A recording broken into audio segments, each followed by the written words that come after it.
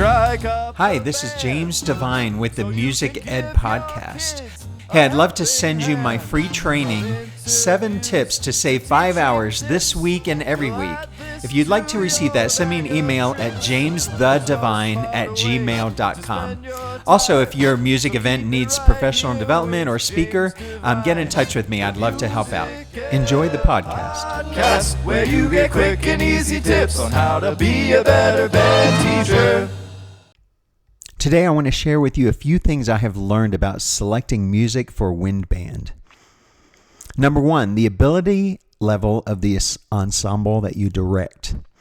A piece of music may be the greatest creation ever made, but if it is too difficult for the students to play, they'll become discouraged. I often made the mistake of selecting literature that was too difficult in the early years of my career. Does this mean that there should never be a piece in the folder that's beyond students to reach? No. There should always be something that we are looking at that would be a stretch for our group. Musicians have never arrived. We're always working and striving for better things. My students still say things like, "This is too easy." I have learned to explain to them that, yes, their individual part is easy, and each person may feel that way about their part. But when we put it all together, it isn't musical yet. It's hard to make music when one is struggling with the technique. There's good quality literature available at all levels. At some levels, it would take more digging to find the quality stuff, but it's there. You might use a resource like the Teaching Music Through Performance series. Number 2, instrumentation. This is a difficult one. If you don't have an oboe or English horn player, it would be difficult to do a piece like Russian Christmas music. It can be done, and as a professional sax player, I have played the oboe and English horn cues in that song, but it just isn't the same. Likewise, if you have no trumpet players or few low brass players, there are simply some things you cannot perform. I want to thank one of my mentors, Joe Bryce, for helping me in my teaching in this area. He came to clinic my band one time and said, "You need another tuba." Of course, I agreed, but stated that I couldn't do anything. Joe answered with a detailed, thoughtful answer that represented his 50-plus years of experience. He said, "Did you ask anybody?" At that point, I wanted to slap my head in a big duh. Why didn't I think of that? I asked and got 3 students to switch over. My point is that although instrumentation or lack of it can be difficult, we really need to take a long-term approach to it. Ask your students if anyone wants to switch, especially if, like me, you have a ton of flute players and less of others. Some of those who switch will become awesome. Some of them will go back to their original instrument. That's okay. Explain to the students why it is important that some of them switch for the good of the band.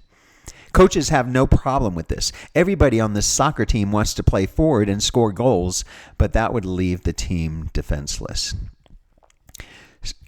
The third consideration, rehearsal time. We are involved in the field of music education. Sometimes I think we forget that. I know I have, especially as we rush to prepare for a concert, festival, or competition. A director of a professional symphony may be able to prepare difficult pieces with just 2 to 3 rehearsals. However, our job is not only directing, but educating. As I have gained more experience, I have realized that the educating part of the job is much more important and has more lasting effects. I think it is better to do 1 or 2 high-quality pieces and play them extremely well than to perform 4 to 5 pieces and not have really learned anything in the process. It's important to dig deep into the music, the history, and even some analysis of the songs being performed. So often we are so busy with the need to get through the music that we forget to instruct students about the music. I purposefully took one of my school's performances out of the yearly lineup to give us more time to rehearse. I purposefully say no to a lot of opportunities presented to us because I don't want the feeling of just getting through the music. And then the fourth consideration, select quality literature. This is probably the greatest challenge in selecting music. How do we define quality? For me, the definition has changed a lot over the course of my teaching. There are many pieces I regret having wasted money on in my early years of teaching. I know quality when I hear it, but I don't always recognize lack of quality. I don't even know if that really makes sense. There's quality literature at every level.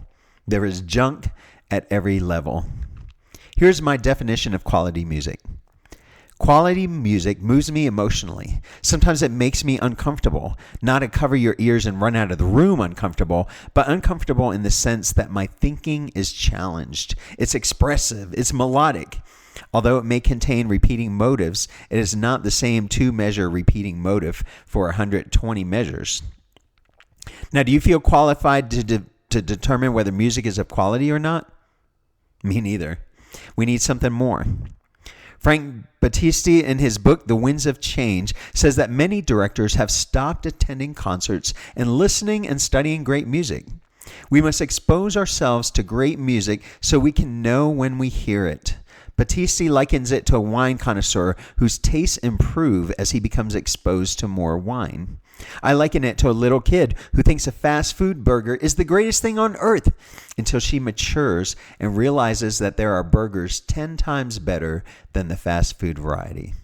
I encourage you to listen to great music, attend your state conference, and listen to the groups selected to perform. And when you go to contests, schedule some time to listen and observe other groups. As Battisti states, your taste level will be elevated. You will become better equipped to know when you hear poor quality music. I will end with a quote from Battisti. We are what we consume. If one wants to become an artist, conductor, teacher, one must consume great art.